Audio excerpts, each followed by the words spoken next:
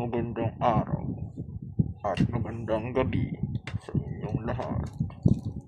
Binabati ko kayo ngayon upang i-welcome sa aking bagong channel at sa aking opisyal na channel ng ating pangumustahan at ang una nating mga pag-uusap ngayon sa social media.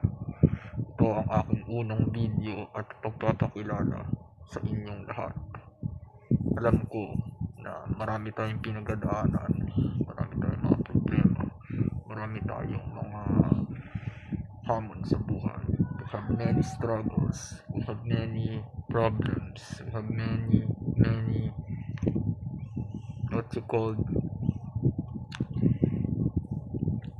other problems, social issues, political issues, or even issues in the family, romantic relationship. Pero kapag tayo ay nagsama-sama, we can do it.